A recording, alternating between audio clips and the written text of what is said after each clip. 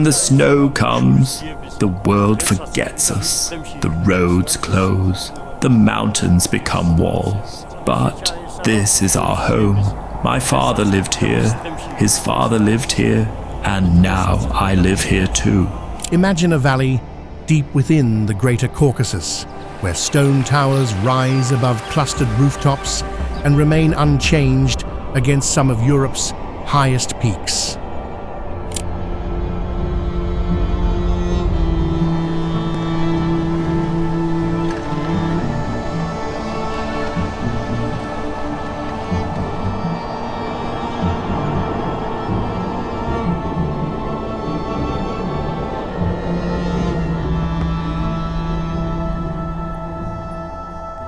Glaciers hang on distant ridges, feeding rivers that cut through narrow mountain floors.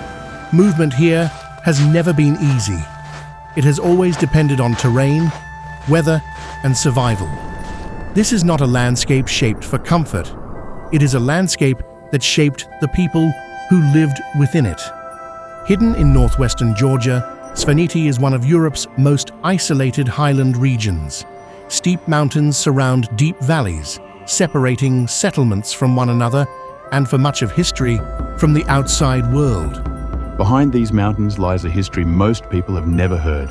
Ancient towers, isolated villages, and stories preserved for centuries.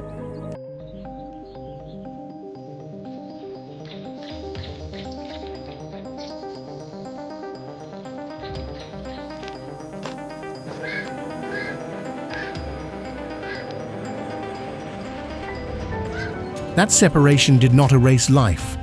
It defined how life functioned. Upper Svaneti contains villages that still reflect this older world. Stone homes sit tightly together, and ancient churches stand quietly between them. Narrow paths connect households that once relied entirely on each other for survival. Among these settlements is Ushguli, one of the highest continuously inhabited communities in Europe, located beneath the massive presence of Mount Shkara. The mountain dominates the horizon, constantly reminding that here, nature sets the limits of human life. At the center of the region lies Mestia, the main settlement of Svaneti. It connects smaller villages scattered across valleys, but even today, access depends on winding roads that follow the natural shape of the land, rather than direct routes. For centuries, reaching these mountains meant long journeys through unstable terrain. Snow could block passes for months. Landslides could cut off entire valleys. Because of this, communities developed in relative isolation, relying on internal systems rather than outside support. This isolation did not only limit access, it structured life. Food, shelter, and social organization were all built around preparation. Winters were not interruptions, they were expected conditions. Survival depended on planning ahead, not reacting later. And within this environment, culture did not disappear. It adapted. Language, memory, and tradition became the backbone of identity.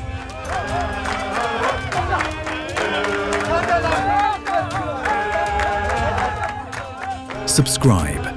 This channel exists for exactly this, for the places the world forgot to look. Passed through speech and daily life, they survived without needing written records or external reinforcement.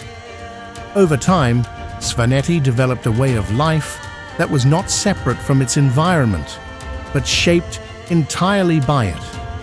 Svaneti sits within the greater Caucasus mountain system, where sharp elevation changes define every aspect of movement and settlement. Valleys are narrow, slopes are steep, and rivers cut deeply through rock and ice. The region is not simply remote, it is physically difficult to access.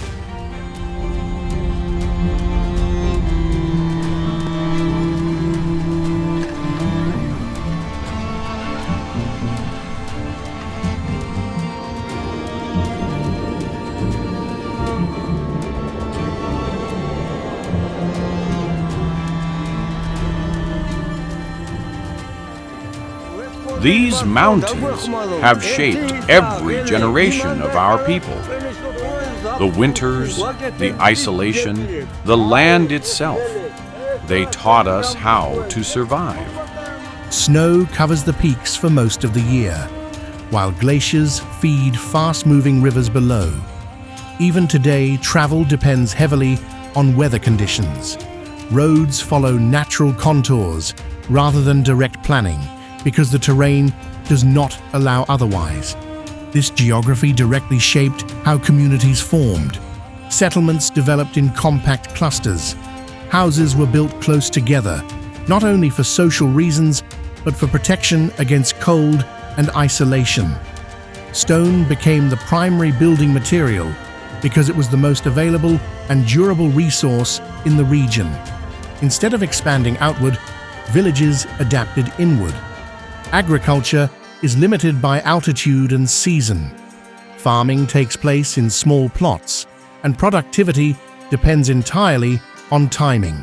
Summers are short and essential, while winters define the majority of the year.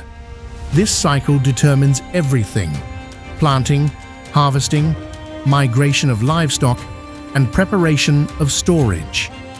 Livestock plays an equally important role. Animals are moved between low and high pastures depending on season, a system that has remained consistent for generations. This movement is not symbolic, it is practical survival planning.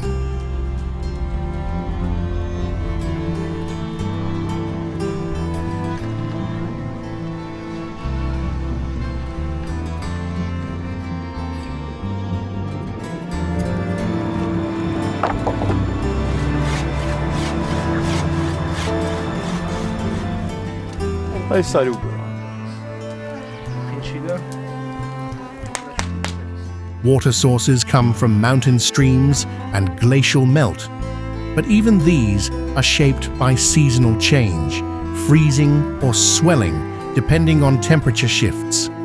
What emerges from all this is not just a difficult environment, but a structured way of life built around it. Not repetition of hardship, but adaptation to it. Across Svaneti, one architectural feature defines the landscape more than any other: the Swan towers. These stone structures rise beside family homes, forming vertical markers across villages. They were built between the 9th and 13th centuries, during periods when local conflict and instability made personal security essential.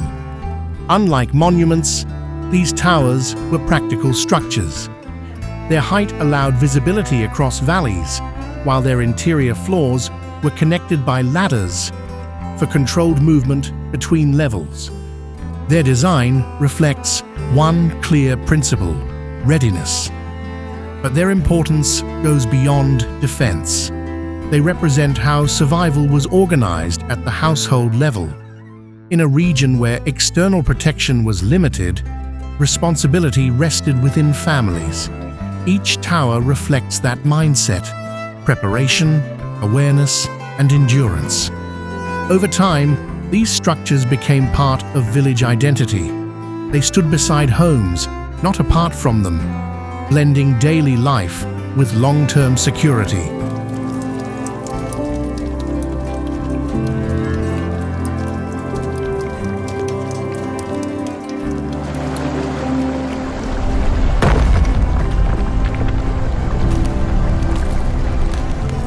Today, they remain as physical reminders of how communities once understood uncertainty, not as fear, but as something to prepare for.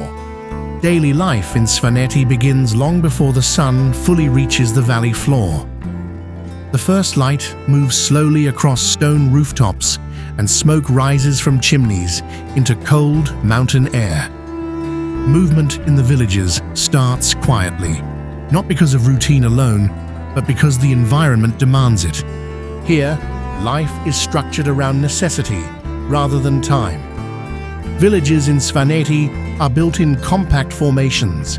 Stone houses stand close to one another, forming clusters that reduce exposure to wind and cold while maintaining close community connection.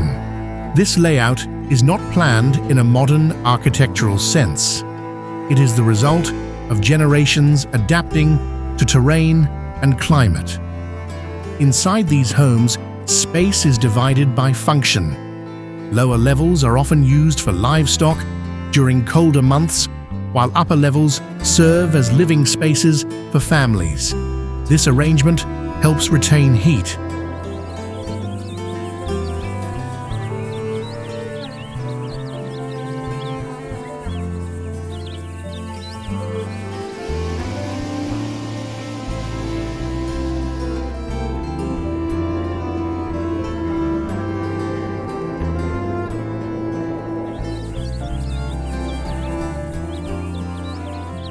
Work begins early in the day and is shared across the household. Farming, livestock care, and maintenance tasks are not separated into strict roles. Instead, responsibilities shift depending on need, season, and physical capacity. Children learn by observation, gradually becoming part of the same cycle that has continued for generations. Agriculture in this region is limited by altitude and weather. The growing season is short and land is uneven. Small fields in valley areas are used for crops such as potatoes, barley, and seasonal vegetables. These are not grown for surplus, but for survival. Each harvest directly contributes to preparation for winter. Livestock is equally important to daily life. Cattle, sheep, and goats provide milk, cheese, and meat, forming the foundation of local food systems. Animals are moved seasonally between lowland and highland pastures, following grazing patterns that depend entirely on weather and terrain conditions. This seasonal movement requires coordination and endurance.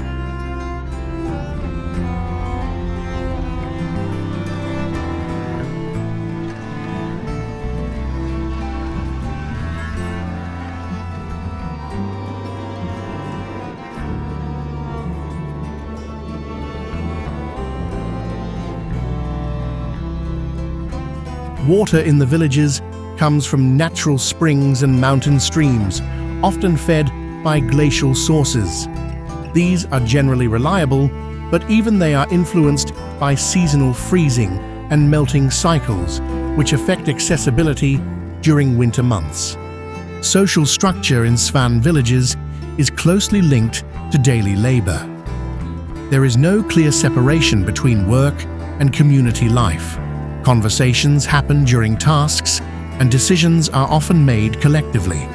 Knowledge is passed through practice, rather than formal instruction. Visitors are welcomed into homes regardless of conditions or season. This practice reflects both tradition and practicality in a region where travel has always been difficult, and communication between villages historically limited. Meals are simple, but central to daily life. Bread, dairy products, and locally produced ingredients form the base of most diets. Food is shared within families and often extended to guests, reinforcing social connection in an environment where cooperation has always been necessary. Evenings are quiet. As temperatures drop, people return indoors and activity slows. Families gather inside warm rooms, often discussing the day's work. Outside, the landscape remains still, shaped by cold air moving through the valleys.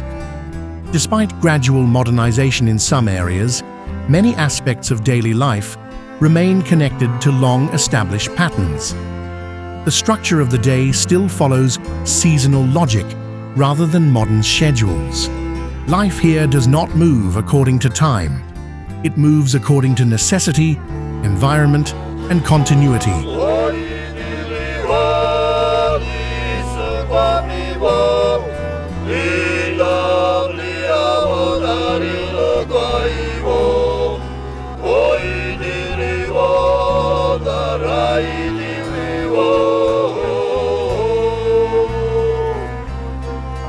What makes Svaneti remarkable is not simply its age or isolation, but its continuity. It remains a living mountain region where people continue to inhabit, shape, and redefine the landscape. The mountains still influence daily life, but each generation contributes its own chapter to the story of the region.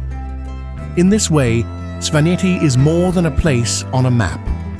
It is a living cultural landscape where history, environment, and community remain closely connected.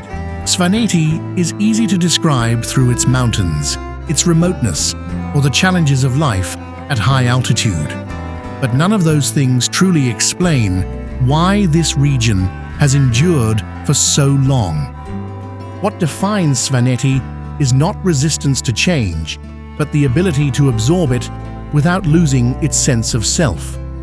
For generations, people here learned to think beyond the present season. Decisions were shaped by experience, patience, and an understanding that survival depended as much on foresight as hard work. Communities relied on one another, sharing responsibilities in ways that strengthened both families and villages. Those values remain visible today. Not that it escaped the modern world, not that it remained frozen in time, but that it found a way to move forward without forgetting where it came from. The mountains may frame the landscape, but they do not tell the whole story. The story of Svaneti lives in its people, in what they choose to preserve, what they choose to embrace, and how they continue to shape their future while carrying the weight of their past.